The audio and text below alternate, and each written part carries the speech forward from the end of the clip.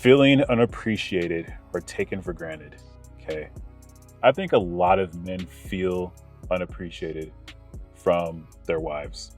We have these thoughts of we do a lot for our families, and yet it doesn't go noticed. And so it's like, what's the point in doing anything when no one even recognizes what I'm doing? And then it starts to look like you're being taken for granted of. Now it's just like, oh, we expect him to do this thing. All right, so this is part 5. We've done 4 parts to this thing now. Part 1, communication breakdown.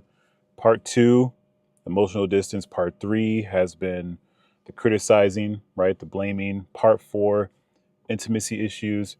And part 5, well, this one is like real talk. These things, this is like the final issue that creates major problems. Again, 5 signs that your marriage is in trouble, right? So, number 5 is something that you just never want to have happen in general. All of the other parts to this, I completely understand that they're going to take place. But once this one kicks in, it creates a lot longer of a process to try and get things in order. And that's the resentment buildup, right? You know how you feel when you resent something or someone. It's not that you desired to, it didn't start that way, but it ended up turning into that based off of what your expectations were and what has not happened. So you wanted this to go this way and it has not happened the way you expected it to. So eventually resentment starts to build up in the person. So I'll just say your wife, because that need is not being met the way that you expected it to. And that is where it can become a major problem. So you have to look at when there's resentment buildup, what's happening? Are any of those past issues that you've had, they're not just being fixed, right? And they come up often, right? And you guys know what I mean. So let's just say, I'll just say for me and my wife, we used to talk about, I could not stand my wife would cut me off when I'm talking. It was just like, oh my goodness, like, why can't you just listen to what I'm saying for a second, please? Please. And so from those moments, you start to feel some type of way. Like, here we go again. Here's what's happening again. Like, is this going to keep happening? And then eventually, because of that, then doors start closing. I'm just not going to speak anymore because every time I speak, you're just going to cut me off. You're just going to interject. You're going to say something. And I may not fully agree with it, but it's like I'm actually trying to speak to you. I'm trying to share with you, but every time I do it, this is what I get. So it's just like, what is the point? And then also with the issues, how often do you keep bringing up those things that happened? Well, the last time this came up, the last time, the last time, the last time, the last time. And I remember the first time it happened. And if you can remember the first time and the last time, you definitely have created resentment because all it is you created a storage bank in your head of all the times that something did not go the way that you're expecting them to. And because of that, it creates a lot of frustration. It creates stronghold for you now where it's just like, no, I don't trust you anymore in this area because you're not gonna do what you said you would do. So it's like, I just don't believe you anymore. And once you lose belief, you lose trust. Once you lose trust, it's what else do you have left after that? I mean, honestly, it's very hard to get that back, but it doesn't mean it's impossible. It just takes a lot of time and a consistent effort on both parties to work on getting that thing back. So, truthfully, really pay attention to those things. Are you a person who's holding on to that? Are you constantly bringing up those issues uh, that have not been resolved and you're just talking about them often? Okay. Well, that can be very tough if you continue to do that. It's just not going to work for you and your wife. Another thing is just feeling underappreciated or unappreciated or taken for granted. Man, mm, feeling unappreciated or taken for granted. Okay. I think a lot of men feel unappreciated from their wives. Men, we have these thoughts of we do a lot for our families, and yet it doesn't go noticed. It doesn't. no one sees it. And so it's like, what's the point in doing anything when no one even recognizes what I'm doing? And then it starts to look like you're being taken for granted of. Now it's just like, oh, we expect him to do this thing. And that's the expectation now. So there isn't even a need of someone feeling like someone's going to say thank you, let them know that they appreciate you. Uh, and those things start building resentment inside because it's like, what's the point?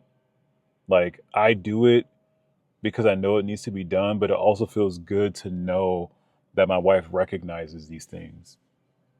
Resentment, it's not good. It's not good. It destroys so much because it creates a hardened heart. Your heart becomes very hard and cold towards these areas, and you just don't care anymore. It's like gloss over your eyes, just like don't care. And that is a scary thought to have because protection as a husband should always be there for your wife, but sometimes it isn't when it really should be. And also, just looking at another area, hostility, passive aggressive behaviors increasing.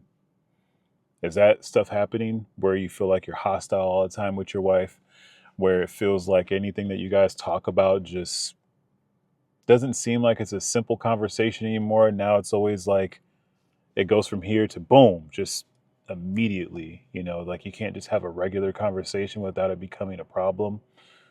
Or, even addressing your feelings, the passive aggressive side, right? It's like that's sometimes some of the worst stuff that can happen when people are passive aggressive.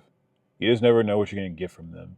You're too hot and you're too cold. You're just never in the middle. That's why being assertive is so important because you can still get your point across without being a jerk and all without being so dang soft. Like, it's hard because guess what? You might get someone who feels that your wife might feel like your assertiveness is being aggressive. Okay, well then figure out a way to maybe tune it a little bit differently, but you still have to move forward. You still have to do what's necessary. You can't stop talking.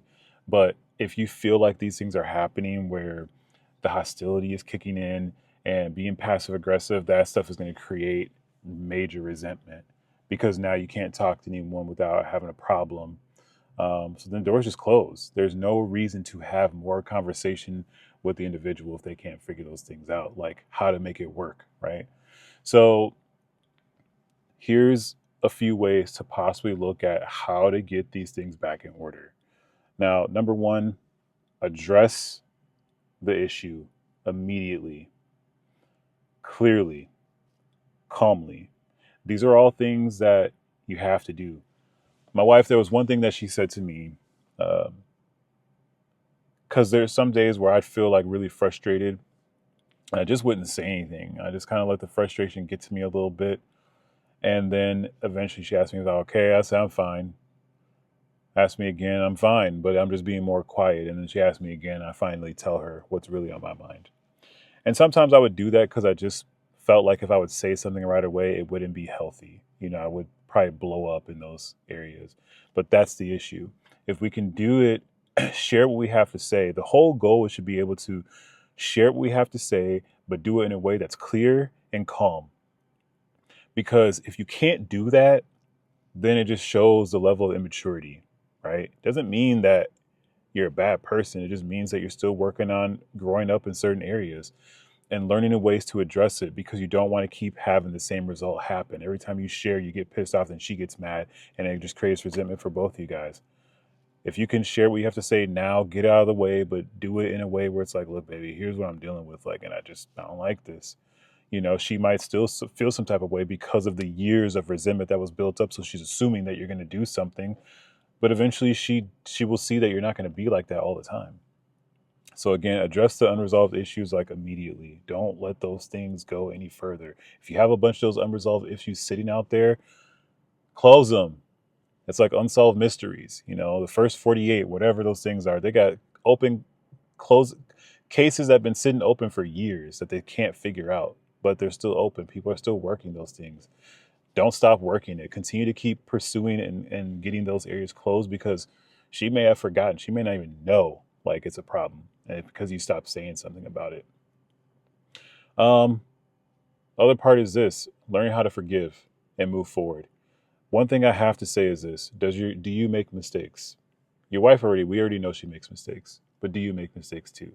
Has she told you something about some of her need that she has, and you didn't meet the need the way that she wanted you to do it? Remind yourself of those things.